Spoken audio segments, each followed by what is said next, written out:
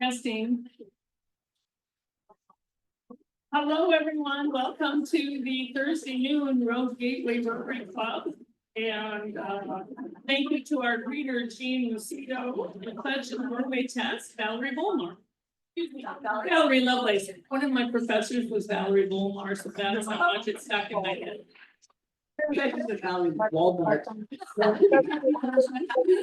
All right. Ready, begin. I pledge allegiance to the flag of the United States of America and to the republic which stands one nation under God, indivisible, with liberty and justice for all. And for all we say and do, is it the truth? Is it fair to all concerned? Will it build goodwill and better friendships? And will it be beneficial for all concerned? Inspiration, Brenda Patton.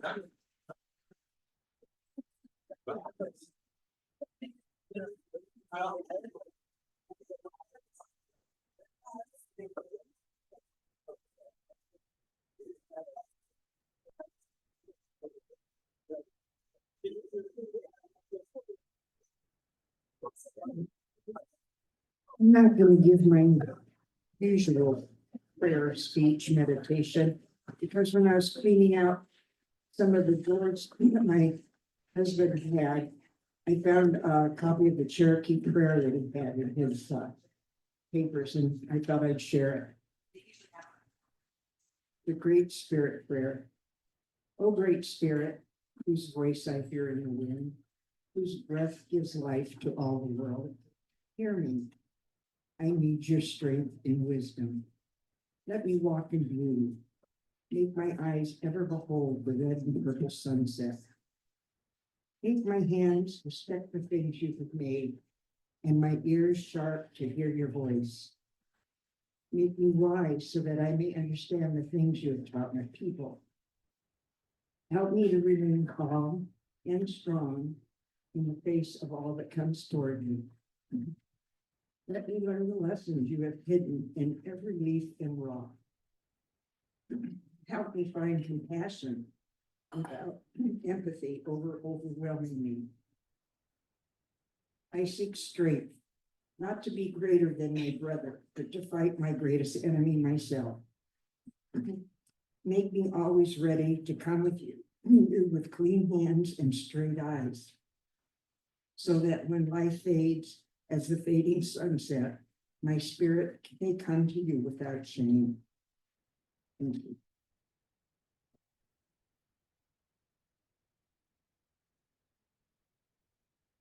Thank you, Brenda. We've got a boatload of visiting Rotarians and guests, and Jim Huber's going to run the mic. So if you're a visiting Rotarian, if you raise your hand, and back there, Jim, hold on.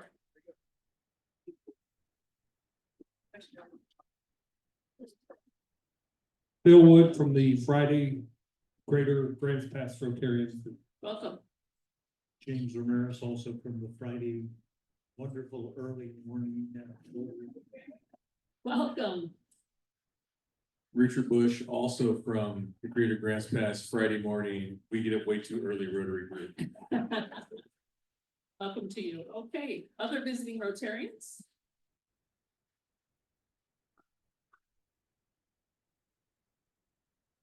And our Wednesday Club? Steve Swearingen, Wednesday Club. Okay, and Rotarians with guests. So Steve, why don't you tell us who your guests are? Well, I'm going to let Andrew do that. Okay, and why don't you tell us who your guests are? Okay, my guest. And you look different. This is Kasia and her daughter Julia. Kasia was our exchange student back in 1991. 92, oh, excuse me, 92. One of the first exchange students out of Poland, I think, at that time. And she's going to tell you about what she does now. She's also a Rotarian in Poznan, Poland, and she's going to talk to you a little bit about that. That's just wonderful. Okay, other Rotarians with guests. My guest today is Sarah Bristol. And she was one of Kasha's best friends in high school. Oh, cool. Very, welcome to you. Other Rotarians with guests.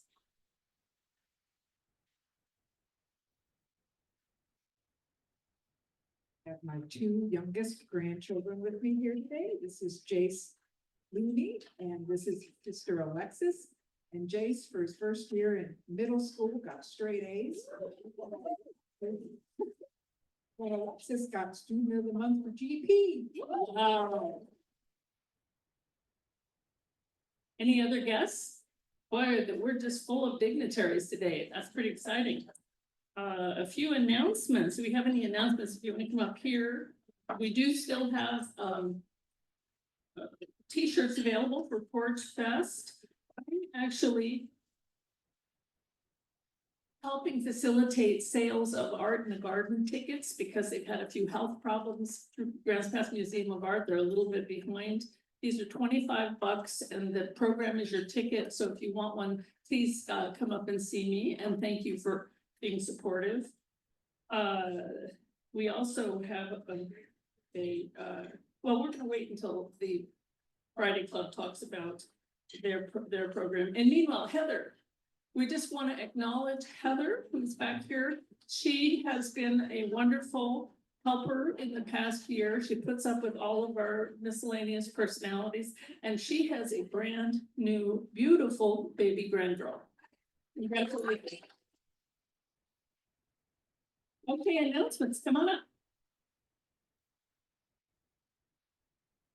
Here, this is a request for help. I need somebody to assist me in taking people's money at Porch Fest. From 1 to 3. It's the legitimate taking of their money, for raffle tickets and such. So if you'd like to help me, just let me know.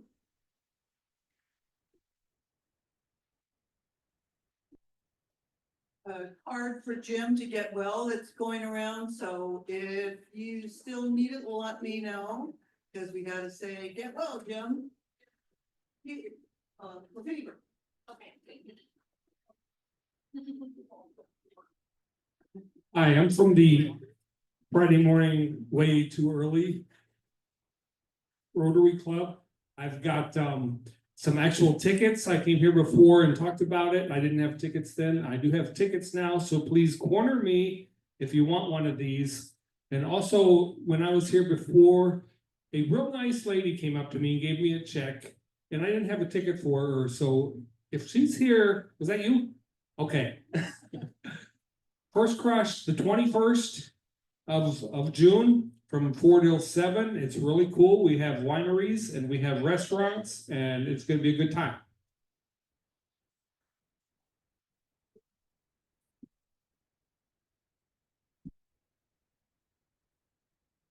I'm just gonna do a shout out for Shining Light on Hunger. It's coming up next Thursday at Vista 222. It's a beautiful spot. We actually are almost sold out of tickets, which is exciting for us.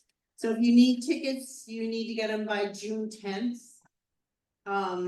So you can do it online. I have postcards here. It's super easy to do. When you get on our website, you can just hit purchase tickets. Kelly Moody, sitting there, she was one of our nominees for a Hunger Hero Award, so. And piggybacking on the First Crush event, what we thought we would do is, this is gonna be a stand-up social. So let's see how many of us who come, and that's gonna be our social, and we'll be celebrating the solstice. So call me, and if you're interested, we'll send something out in the PM. Thank you. Thank you, Devin. Just so you Friday morning guys know, those of us who are only up at that hour if we're still at a party. But that our club has decided to make our attendance at your event a social for us. And our original goal was to sell 10 tickets. I think we're pretty close to that, so we're happy to support you. Okay, any other announcements for the good of the order? Steve Rowe, you didn't introduce your guest. Who have you got there? Here's Hope. Say hi to Hope. Yeah, thank you, Hope, for being here. Okay, it's time for our program today, and I'm not sure if Steve or Ann or both are gonna do the introduction, but come on up. And we fight over her and we're neighbors, so it's like, come on over and get it done, come on over. Anyway, I am really excited that Kasia has come back to Grants Pass now 5 times, 6 times, since 1992, 3. And yesterday she had lots of her host parents were at our meeting. And she gave us a great rundown on her life so far and what's going on. And I'm sure she will point out, can I take this off? Okay. I'm gonna do this. Stand up, Julian. Julia went to Brazil last year as a Rotary exchange student from Poland. And that's her daughter. Kasia is gonna fill you in on a bunch of things, and if she forgets anything, I'm gonna ask her a question. Okay, thank you. Welcome, everybody, Rotarians friends. I'm really happy to be here. This is not my first time doing Rotary meetings. I had the chance, as Anne said, to be here yesterday, and also I was here 3 years ago when the Ukrainian war started. But before I will tell you about what I do and something about my life in the history, I would like to introduce myself to you all. So I was an exchange student here, 92, 93.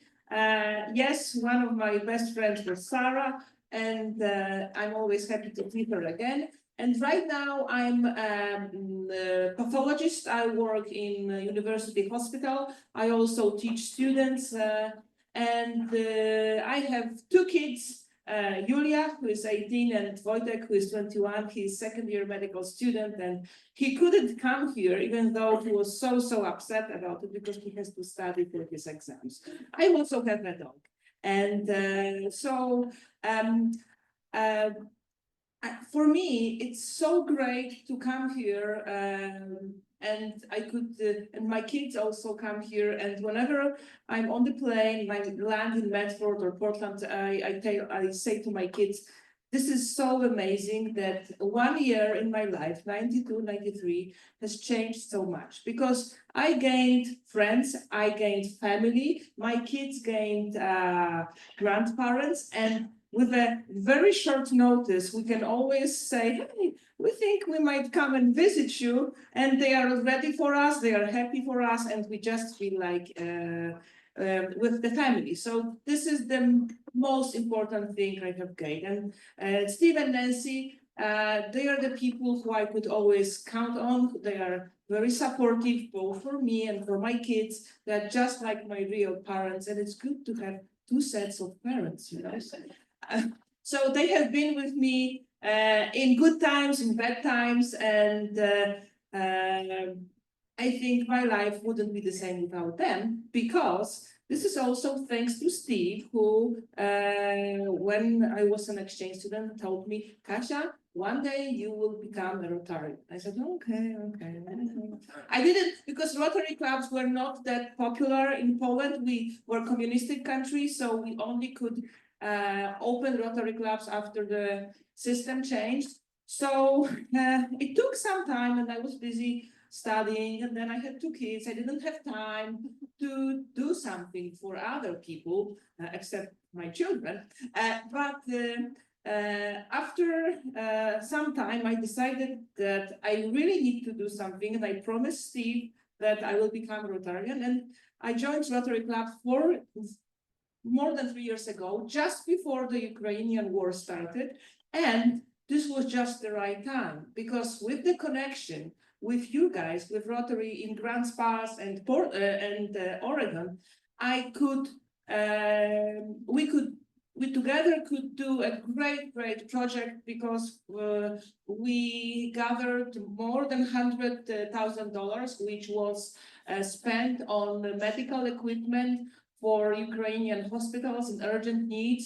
And I had the chance to use my medical knowledge and to organize everything, so we could spend every single dollar on the equipment, but also with the global grant program, we managed to buy brand new, and your help as well. We managed to buy brand new ambulance, Mercedes-Benz ambulance, which is running in Ukraine, and it's helping to save lives. So this is a very, very great achievement. And I could tell you that thanks to you guys, you don't even know how important you were in my life, because once I joined Rotary, everybody has to introduce themselves. So I said, okay, I'm Kasia, I'm a doctor, I have two kids, I have a dog, and I was an exchange student one day, and because we meet every 2 weeks, then the next meeting, it was just after the war started. So I said, and then Steve got in touch with me and said, oh, do you need to escape? Can I help you? Can we help you? And he wanted to take care of me and my family. So I said, no, we're fine, but we could do something together. And here we came up with the idea of collecting money and buying the medical equipment with the effects that I have mentioned. So the very next time I joined Rotary Club, I came, and I think you guys have already collected like $8,000. So I said, well, remember me from the last meeting when this was the first meeting? Now I'm Kasia and I have collected $8,000 and it will go on. And it went on, and we did a great thing together. And so I think this was worth it. And now we still do projects for Ukraine, but they are not as big as the first ones. We support Ukrainian children. We send them for summer camps. We also support some talented students. We also support this, I said it yesterday, I don't really know the name, but there's a place for people who either don't have families or are older, they cannot support themselves, so they live in a house, in a place with medical stuff, and those places in Poland are always short of money. They don't get enough funding from the government. So our club, our Rotary Club, helps to raise money for them. We renovated their garden. We organize Christmas or Easter meetings. We buy them small presents. So this is our new projects. And it also has to do something with help for Ukraine, because in this place, there are about 3 or 4 Ukrainian people who came after the war started, and their families brought them with them from Ukraine, but they cannot take care of them, so they live in this house. And we also have the chance to help them. So our Ukrainian story doesn't really end, but I'm really sorry. I think it should end, because it's not possible that nowadays such things are happening. So it's a shame that we still have to help them, because it should just end. It's terrible, but we can't help that. So, but now I decided, but since the Ukrainian help was not so intensive, I decided that I want to pay back what I got from Rotary, and I became exchange officer. And because exchange was not active in our club for the last 10 or 12 years, so I wanted it to be alive again. And so my Julia went for exchange for Brazil, and I have sent 5 students so far. So they went to Brazil, they went to Japan, they went to US, and they some of them already came back, some of them are still there, and they really enjoy their time, and they are having the time of their lives, just like I did. And I hope that sending them will change their lives and will let them achieve their goals and become better people. So I would like to tell you, because I talked to Anne, and I also had the chance to go to Singapore to International Rotary Convention and attend the Youth Exchange Officers pre-convention. It's not easy to run the exchange. First, I'm not with, I still am active professionally, and I have to do it in my free time. But second thing is that there are not very many kids who want to go for an exchange, because most of them, they get to travel, they have nice, comfortable lives, they have nice parents, and why should they go and stay with somebody like Steve and Nancy, who's and why should they bother? Perhaps they would end up in a farm somewhere in Oregon. They do not have a farm, but with myself. Anyway, we have things that the kids are afraid of, and some of them, they just don't want to lose the comfort they have at their home. We had cases where they came back because they wanted to go to the US, but they ended up somewhere in the middle of nowhere where they had to take the school bus and just didn't like it. So this is also the problem that they are afraid of. It's like was my daughter, when my daughter went for an exchange, she was so willing because I was an exchange student. So, but she was also afraid of having to change families.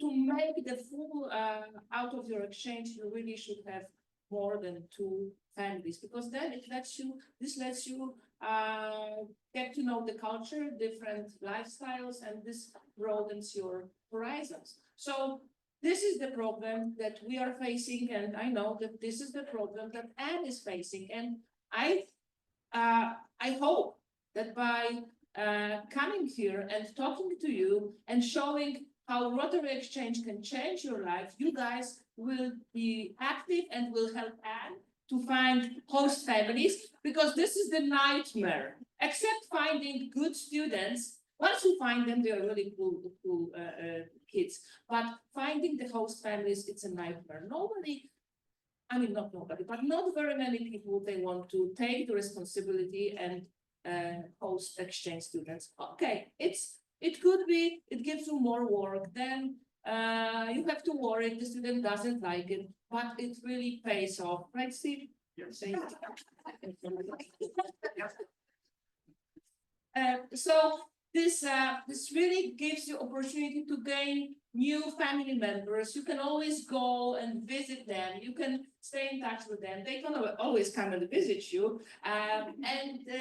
It's a great thing. Plus, when you think that you take part in changing, the fact that you can change their lives and they become better people, this really is worth. So if you guys haven't done it, I really encourage you to try.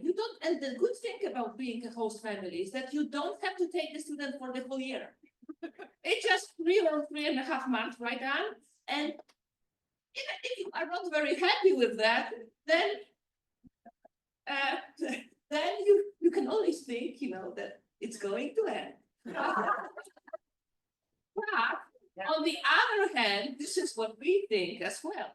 If we are placed in a family, it's great, but not in 100%. We can only think, okay, and 3 more weeks and I'm going to change. So this is what is great about this exchange. So actually, I really encourage you to be involved in Rotary Exchange, because you can really change somebody's lives. And if you have kids or a family that would like to go, then it's also a great chance. Sometimes it would be hard, but then I get the face off. One more thing I mentioned yesterday, being an exchange student now, it's easier. Me and Sarah, because Sarah went to France, when we last met, we were discussing the thing that now the kids, they have internet, they have WhatsApp, so they can text you whenever they need, which is not always good, because this is also a problem. The kids, they are glued to their phones. They could spend the whole night texting to their friends, and they do not get involved in local life, in school life, which they should, because the only way to really experience a good exchange here is to be involved in unity. So staying with your friends or your mom on the phone is not very good. Me and Sarah, we remember, because when I was here, Poland was still a communistic country, and it was very, very expensive to call Europe. So we would write letters to our parents saying, okay, I'm going to call you on this day and this day, so you better be home. And because there were no mobiles really. And so we had to make arrangements about particular times. And the longest I could talk was like 10 or 15 minutes because it was so expensive. So I had the chance to talk like 3 or 4 or 5 times. So it was really something that I was waiting for. Plus also, sometimes if you wrote a letter, oh, I don't like this and that, and then you waited for your parents to answer, but by the time they answered, the problem was solved. So this was hard part. Now it's easier, but doesn't always mean that it's good for the exchange student. So thank you very much. Thank you very much for having me. And I hope if you have any questions. Thank you for the questions, but, the last time she was here a couple of years ago, she said, I think I'll get involved in youth exchange. So she did. And the first thing she said to me 2 nights ago was, we have to talk about this when we get famous. But what I want to tell her is, where's Doug? There's Doug. Is Bev here today? Over there. I want you to know that out of this club, Doug and Bev are my first family. And I'm still working on the other two. So, thank you, thank you. Any questions for Kasia? I'll be the runner of mine. Are there other Rotary clubs in your area that are doing exchange, and have more Rotary clubs popped up in your area since you? So we have in our city, we have 3 Rotary clubs. Ours is the biggest and the oldest one. Ours is 64, has 64 members. And unfortunately, most of the Rotarians, they don't have the children that they would be, that, you know, their children are grown-ups. And we have problems going to schools and finding, because Rotary sometimes, in Poland, it's not very popular. And we have very many strict Catholics and people who think that Rotary is like a, like something that they will pay in kidneys and I know it sounds terrible, but yes, sometimes this is how they treat us. And they rather send their kids for very expensive exchange program where they have to pay like lots of money, and they don't get the care that they get in a Rotary exchange because they don't trust Rotary. So I have problems. You don't have this problem, but I have problems going into high schools and talking to teachers, talking to parents, because they just don't let me. They don't trust me. They don't let me. So sometimes I really feel bad because I keep calling the principal, or I go and visit the schools. You know, we don't trust you because if something happens, it's our fault, and then so it's difficult to find kids. But other clubs, 3 other clubs, they don't even have exchange officers. So I'm the first one after 12 or 11 years that decided to make it happen again. And I hope I will manage. So, any more questions? Oh, there you go. We're really into this Rotary exchange thing, so. Well, I'm going to change subjects to the war in Ukraine. And can you talk a little bit more about that and how it's affecting you all in Poland and whatnot? Not to be dark. It's not affecting us the bad way, so we're safe, and we're not. We kind of are worried that they could attack us as well. But the problem is that we have very many refugees from Ukraine, and of course there is problem with housing. There's problem with finding jobs for them, and with assimilation of the Ukrainian people. So the most problem is that we have very many of them, and in the beginning we got help from the European community, so they send us some money. But now, you know, as the time passes, everybody keeps forgetting about it, and it gets normal. So we are left with million or more refugees, which have health problems, which have kids that need to go to school, which need work, and we are not the rich country, so we try to support them, but it's very difficult, and we do not get help from our country, so we are kind of left alone.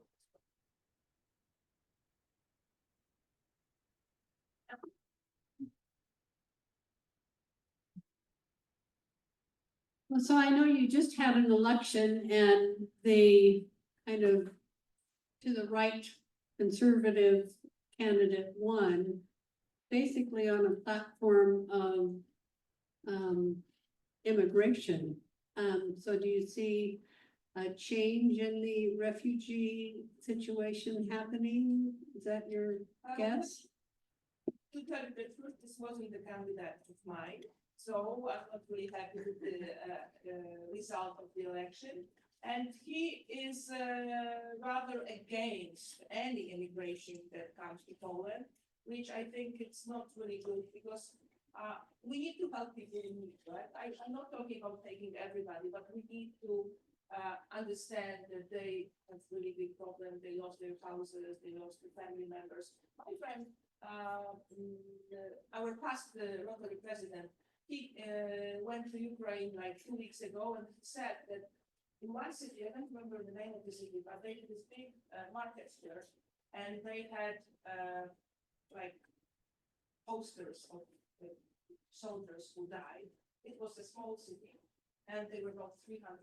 Do we really need this? I mean, can you imagine that now you live in a city where there's a market square and you have 300 people who died just because some stupid person wants to be stronger. So it's I hope that his politics, it's not going to really limit the help for immigrants, and he's not going to change that much because our government is still not on his side. So he doesn't have the power to stop all the change that the environment is going.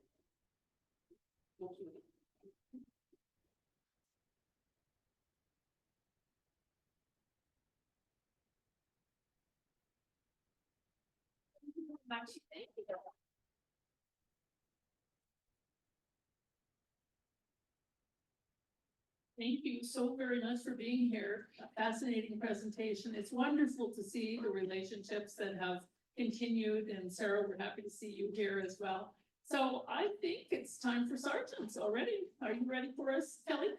Come on up.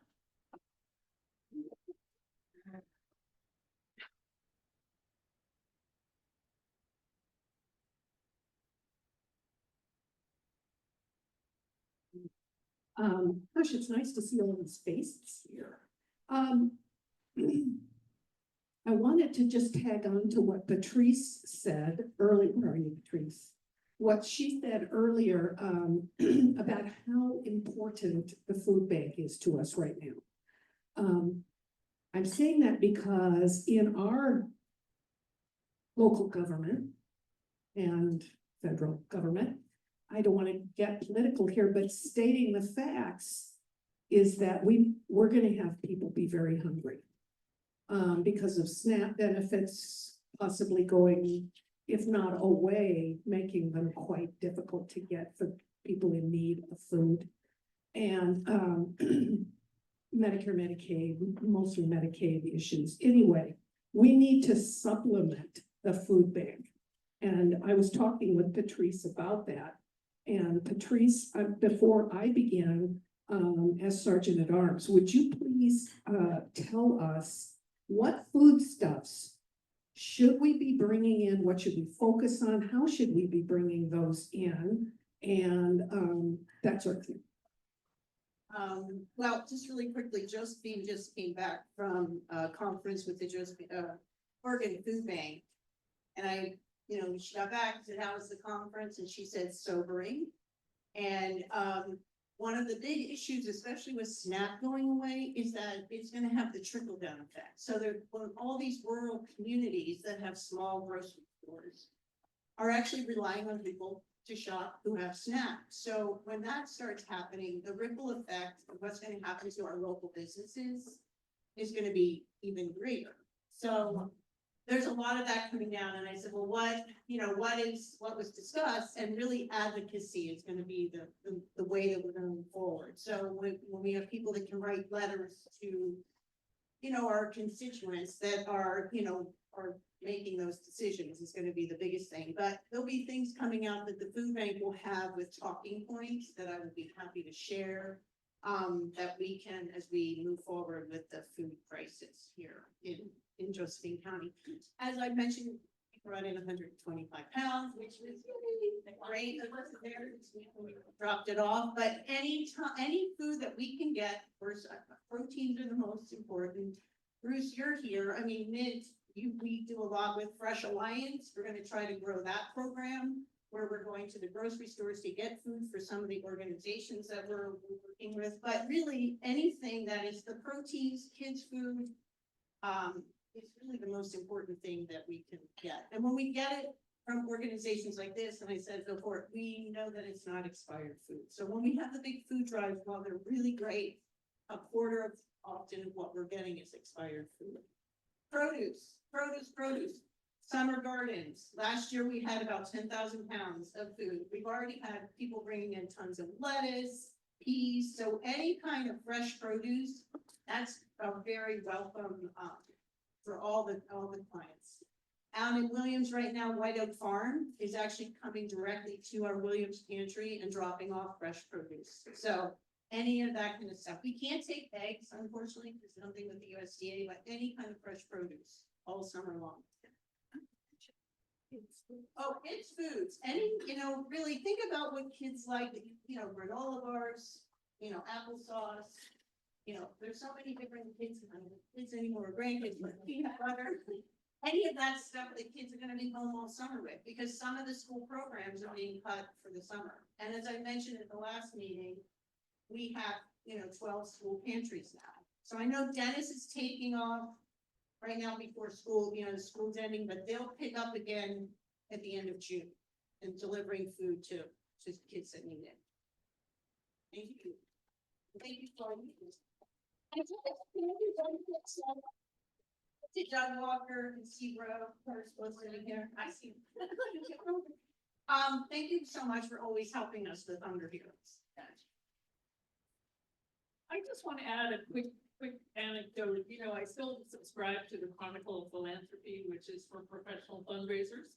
And the prediction in this month's issue is that nonprofits in America in the next 12 months will suffer somewhere between 11 and 39% loss of donations based upon people's anxiety about investments, whatever. It's not necessarily reality, it's the perception. And so that's a sobering thing, but I looked at it and I'm like, wow, important to note.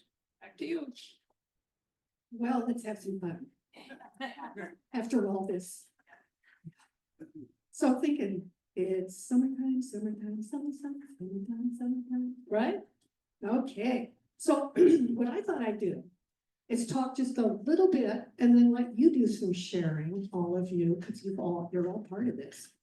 I'm gonna talk about summer by the decade. I'm gonna talk about 3 decades. Summer in the 50s, 60s, and 70s. You youngsters, I'm so sorry. You got it so good. And I know what summer is for you. So let's talk about the 50s. So I started thinking about what summer was like in the 50s, of which I was very small, but that's okay. Family vacations, they were a big deal in the 50s. You'd get into your family car and you wouldn't go on an airplane, probably wouldn't go on a train, because commercial airfare was just starting around that time. So people traveled by car. I'm thinking station wagons. There were a lot of station wagons during that time. And I can just visualize what they looked like. And they just piled the kids in. Oh, seatbelts. No. In fact, if you think back to the 50s, we had those little wing, what were those called? I can't remember what those were called, but we were naughty. We would take Kleenex and you'd hold them out there just to watch them flap out there, which of course was litter. Yeah, then where did you stay? Well, if you weren't camping, you were moteling it, because motels were new back then and they were clean and they had swimming pools. So this was a big treat for kids. And did anybody else besides me, I grew up in the Middle West, go to a Howard Johnson's? Oh, yeah. Howard Johnson's were a big thing and they always had swimming pools. Anyway, then there was camping. Camping back then too was different. You would hitch up your camper to your 56 Chevy or whatever it was you had, and off you would go. And another thing that you would want to do, a kid in the summer, was go to a community swimming pool. Those were big. They're still big now, but they were kind of a big deal back then in the 50s. They were really nice. They weren't falling apart like, unfortunately, ours is. That's a whole new thing. Going to the beach in the 50s. I'm looking at you, Tommy Drake. And anybody that lived in California, particularly Southern California, whole different lifestyle. I did not live near an ocean, so I just dreamt about this sort of thing. But you people that live near the beach, wow, it was a wonderful thing. You would just, it was all about sand, right? It was all about the sun. And it was all about a line of classic cars parked right up there on the beach. Am I right? Yep. And that's coming too. I thought they'd bring that in the 60s. And cookouts were a big deal in the 50s. And cookouts, I mean, nobody thought badly about doing hot dogs back in those days. We didn't know they were evil. So we did. Yeah, we still don't care. And you know, a cookout and a picnic, it was not interrupted by a cell phone back in those days. Nobody knew what the heck that was. So, or a video game. And so you just enjoyed being outside, being together, playing games until the mosquitoes would drive you out, right? That was the way it was in the Middle West anyway. And then don't forget the Good Humor ice cream truck. Didn't you have Good Humor? I am so sorry. Good Humor ice cream trucks, you could hear their little song before you knew they were coming around the corner. But the cool thing was you could get something from the ice cream man for like 25 cents. Kids could afford to get Good Humor. We played games, marbles, jacks, pickup sticks. That was my nemesis because I'll tell you what, I had two older brothers who were basically evil. So the pickup sticks would always be, you know, all over the place. We had summer dances. The summer dances were held at either our elementary school or our middle school. And those were sock hops. Did anybody remember sock hops? And they were highly supervised. Yeah. All right. What about a television show? We didn't watch much television in the 50s in the summer because why? You were outside. But nighttime, yeah, we even had a television.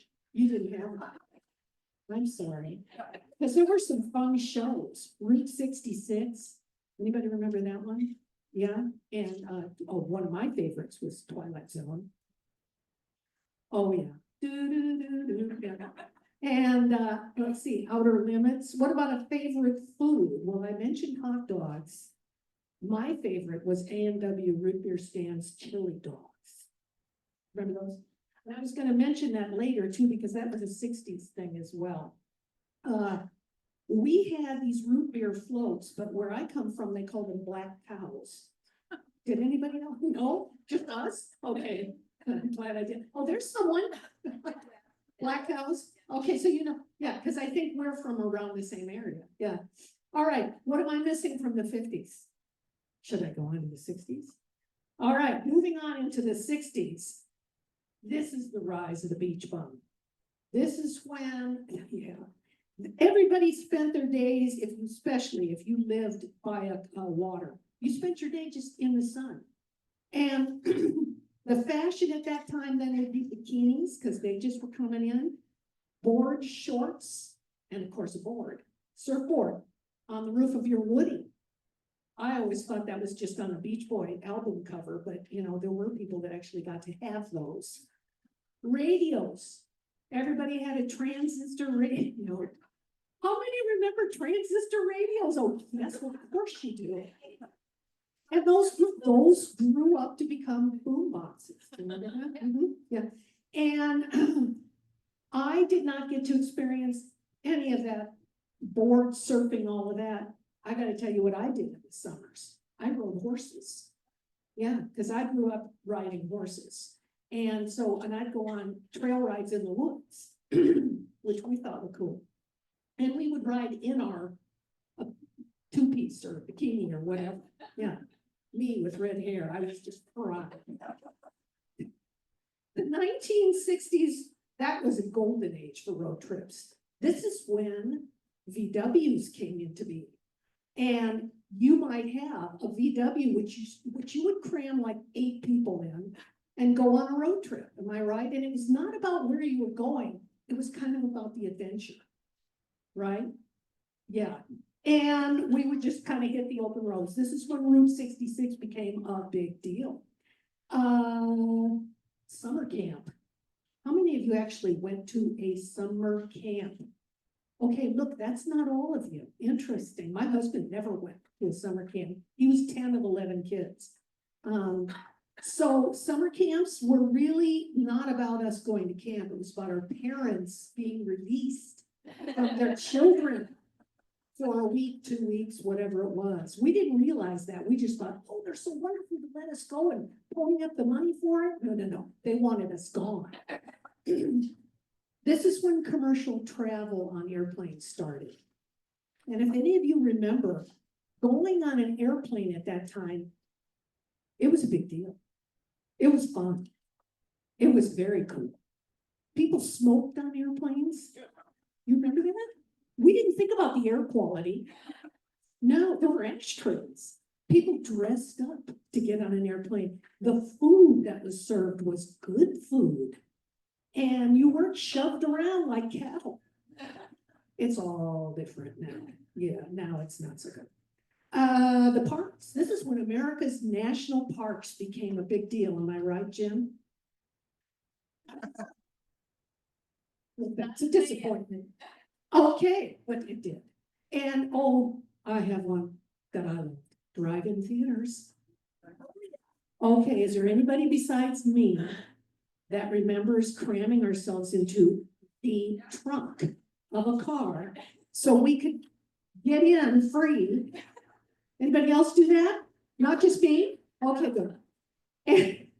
And the drive-in movies. I mean, it was for kids, it was for families, it was for high school romances. Oh, there were so many reasons you want to do that. Does anybody remember on television the Alfred Hitchcock show? Good evening. Do you remember that? It was always side. You were looking at it from the side. Where I grew up, one of the most fun things about summer were storms. Thunderstorms. Oh yeah, my family was a little odd that way. Whenever there was going to be a thunderstorm, and we had plenty where we were, my mother would make popcorn. I am not kidding. I then raised my children that way, and they now raise theirs that way. Oh, it's going to be a thunderstorm. We have to make popcorn and go watch it. Yeah, instead of being afraid, it was just so much fun. And anyway, that was a tradition. We had dances still. The place that we would go was called the Rec. I think that was for recreational. And also when we were a little bit younger, it was called the Tiger's Den. Again, highly supervised. Then we move on into, well, did I skip anything from the 60s? Yeah. Well, this is obviously when the Beatles came in and the Stones, and is that what you were going to bring in? Oh, actually, I forgot about that. That's right. Yeah.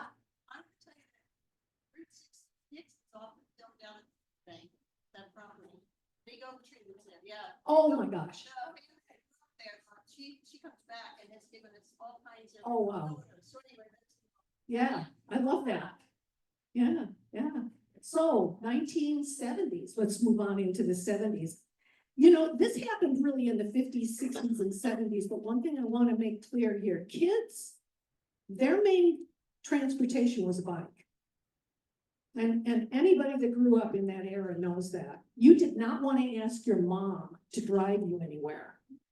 You had this freedom to get on your bike and go wherever it was you were gonna go. Maybe you're going to the pool to go swimming with all your buddies. Maybe you were meeting at someone's house. Whatever it was, you were on your bike. And the rules were different back then. If you think about it, at least in my house, you had to be home before the street lights come on. And that's about the time that dinner was gonna be had, and so on. But there was no one really checking up on you. You had a sort of autonomy about all of this. It was very liberating. We felt very proud of ourselves. We didn't think, we weren't afraid. There weren't as many fears back then as there are now. We probably didn't know. And the ignorance was bliss. That's probably it. One of the other places, the library. I don't know how many of you used the library a lot in the summer. Yeah, like every week. We had a bookmobile. I don't know if anybody else had a bookmobile that would come on streets, and you got to go in the bookmobile and get your books. Where else? Oh, kids' houses. I was writing a little bit about that. Everybody knew whose house you were playing at in the neighborhood because you'd see a bunch of toys outside, bikes falling over on the lawns. There'd be things like hopscotch chalk, there'd be balls, there would be baseball gloves, there would be frisbees, there'd be an occasional sprinkler that was going. And, everything, towels thrown like kind of haphazardly all over their lawn. People weren't as tidy about that sort of thing. It was expected to have a little clutter because you had kids around. We played outside all the time, especially in the evening. After dinner, you'd go back outside and, okay, I'm ending. Kick the can. Anybody remember that? Yeah, kick the can was one of the ones, and it was neighborhood kids that you played with. Just tag. I could go on. I don't want to forget summer jobs, though. People had to have summer jobs, mowing lawns, doing newspaper passing out, whatever it was. Those are ideas. I had to work in a hospital because my dad was a doctor. So I ended up in pediatrics as one of those, like a candy striper type thing. It was not my jam. I hated seeing children be hurt or ill. But anyway, summer fun. Thank you. Oh, yes. On to better, bigger and better. Happy bucks. Who's got them? Oh, wait.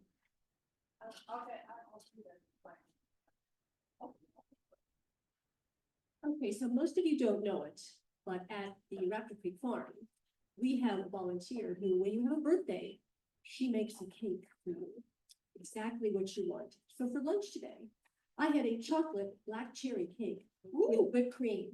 So in case you're thinking about possibly volunteering, there are benefits.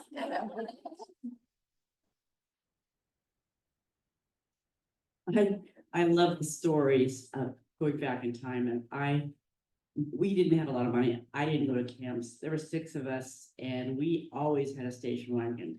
So we moved from Denver to Portland when I was probably like 6 or 7, or maybe 8. Anyway, the point of it was we had to go to the ocean. First, we had to go to the ocean. So this was such a big event because we'd never been on a vacation. So our vacation was moving from Denver to stopping at Salt Lake City and then going to Portland and then going to the beach. Well, you kind of have to know my dad. He was always a crazy driver, whatever. So he was so excited that we could drive down on the beach in Oregon. So we drove down to the beach in Oregon, and we all got out of the car and had a great time until we turned around and saw the tide coming in, taking our car out into the ocean. That really did happen. So we had to have a tow truck come, and I mean, there we are. And I know you're talking to an 8-year-old kid, you're sitting there watching your family car go into the ocean. So that is a very memorable event in my life. As soon as you said station wagon and ocean, it was just like, oh my God, it's trauma. Well, I have 20 happy bucks for my grandkids who are most wonderful, and for their parents who have the Looney Family Farms. It's a commercial break. And they're at the Makers Market from 9 to 1 every Saturday from this last spring to October. Yeah, so anyway, you can visit them there. I'm Bruce, and I did come directly from the outreach, so that's the way I look when I go to outreach. But thank you for Patrice for being here and talking about the needs of the food bank. I am always looking for places of hope right now. And community support is where I think I will find it. And along that line, my good friends at United Universalists turned me on to a new book called The Service Berry. And I highly, highly recommend it. It's by a Native American elder who's also a professor of botany in New York. She wrote previously Braiding Sweetgrass. This is all about changing the economy of the United States, one small town, one community at a time, from a for-profit economy to a gift economy. It's a brilliant 100-page monograph about how we can be kind to one another, and we need to work locally. So I'm really hopeful that I can employ some of this. In fact, I've given so many books away, and I all my friends find out what bookstore they use locally rather than going through Amazon. I ordered 6 today. I'll continue to give this away. So thank you. Got a couple of happy bucks. The Service Berry. I've got a couple of happy bucks here. One is for our trip down to the past. We went to Eureka. If you haven't been there and spent any time in Eureka, ancient buildings, the hotel we stayed at, 150 years old. The boat ride we took, the boat was 115 years old. A step into the past, but it was beautiful. The other one is we had 2 grandmothers honored today. There are a lot of grandparents here, and you all understand that grandchildren are God's reward for not killing your kids. Okay, my happy bucks are, we met our exchange student, this from the American Exchange Project last night, and this is gonna be our practice for the longer exchange. He'll be here a week, and he's from Boston, and a great guy. He writes poetry, and we're looking forward to that. And that's in July.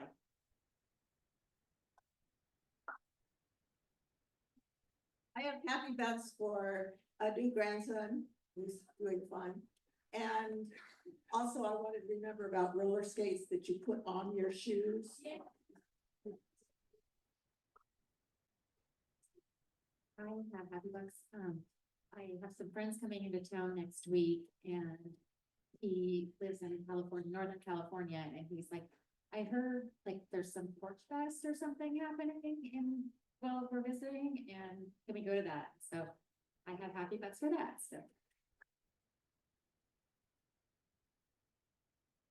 So there've been so many wonderful graduations this season. I've been to 5 and I've got 1 more to go.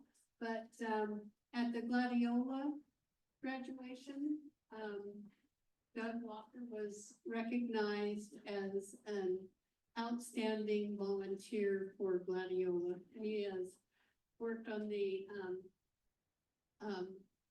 school bus renovation, making it into a greenhouse. He's got the 4 interns that he worked in construction with, and has done just so many invaluable hours of volunteer work. And they created a new award this year, and he got the very first one. All right, well, the winning card has been picked. Is it yours? Check your cards. 3 of spades. Oh!